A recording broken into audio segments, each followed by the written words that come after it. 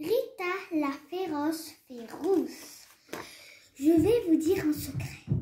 Ce sont les fées qui apprennent à élever les bébés, à leur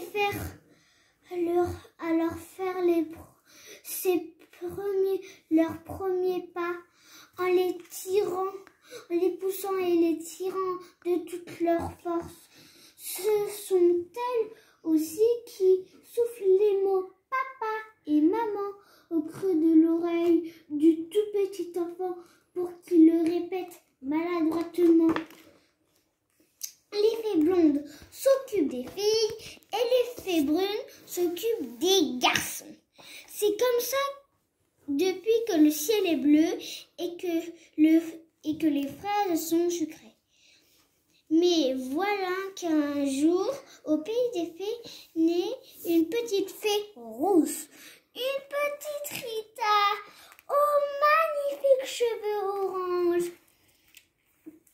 Oh mon Dieu, elle ne pourra pas s'occuper des petites filles, s'écria Lavanda, la fée en chef, ni des petits garçons, rajouta Bertha, sa première ministre.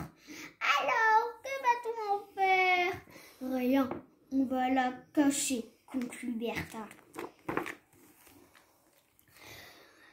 Ainsi, pendant que les petites fées blondes et brunes vont à l'école des fées pour apprendre à lever les bébés, à leur étirer les lèvres pour les premiers sourires, à leur souffler les premiers mots, pendant qu'elles apprennent à broder les minuscules mouchoirs qui sèchent les pleurs et à tisser les couvertures magiques qui réchauffent les bisous des parents, Rita reste à la fenêtre.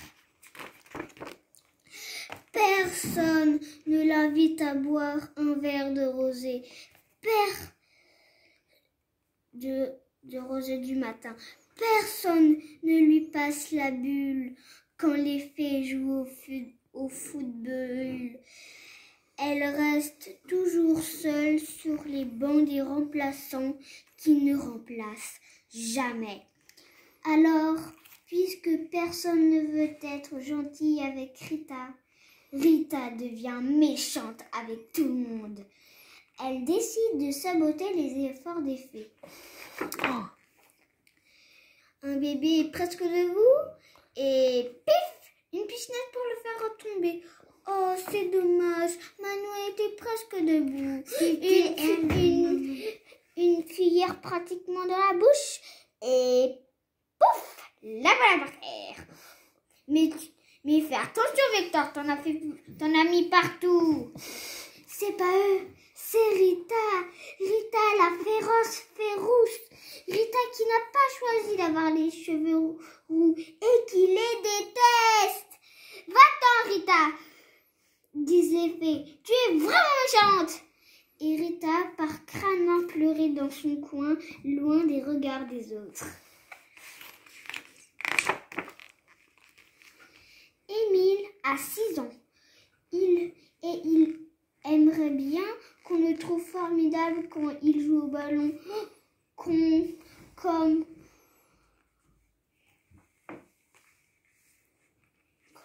comme on trouve formidable que de voir sa petite sœur ramper. C'est facile de s'asseoir, pense le petit garçon, mais c'est rien du tout de mettre une pierre dans sa bouche.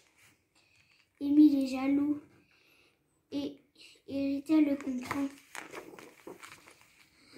C'est pourquoi elle décide de désobéir et d'aider Émile, pendant que toutes les autres aident sa sœur. Elle sèche tout doucement les larmes du grand petit garçon. Elle lui souffle à l'oreille de faire un beau dessin pour maman. Et quand il s'assoit à sa table, c'est elle qui guide le pinceau. Ensemble, Émile et Rita dessinent un très beau château fort. que sa maman trouve aussi beau que les mamas de sa petite sœur. Et Émile en est tout fier. Ce soir, dans son lit de plumes, Rita s'endort sans colère pour la première fois.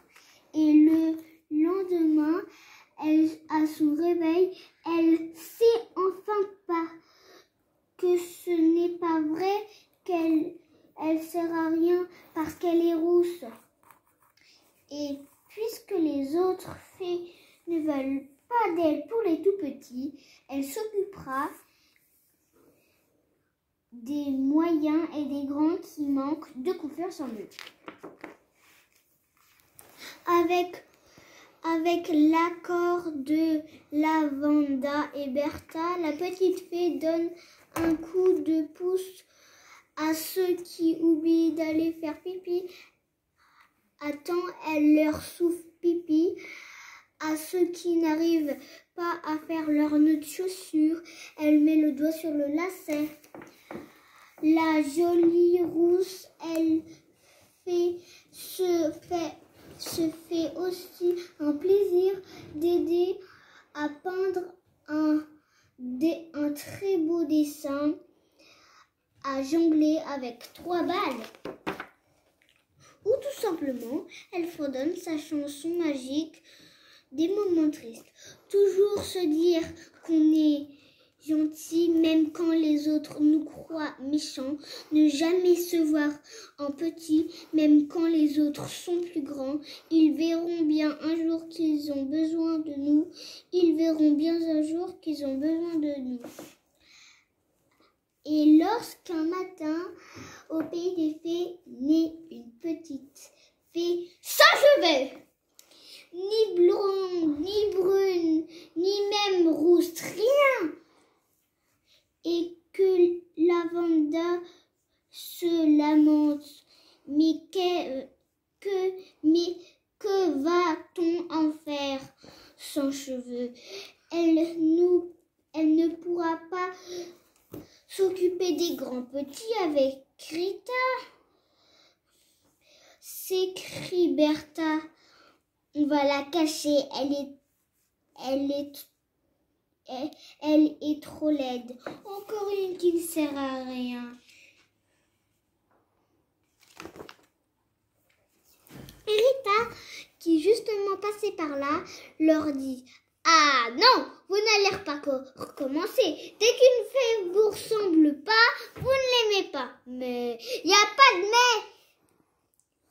On a besoin de toutes les fées pour aider les enfants. Et vous savez quoi? Non. Les enfants s'en moquent des cheveux des fées. Cette nouvelle petite fée, c'est Rita qui lui a donné son nom. Son prénom, elle l'a appelée Belle, car elle la trouvait très belle. Elle lui a fabriqué des tas de chapeaux pour la protéger du soleil en été et du froid et de la pluie en hiver. Mais en fait, c'est parce que c'est un bébé fée. C'est pour ça qu'elle a pas de cheveux. Ensemble, elles s'occupent des enfants qui ne sont pas comme les autres, donc de tous les enfants. Chacun est différent, non? Bravo Rita.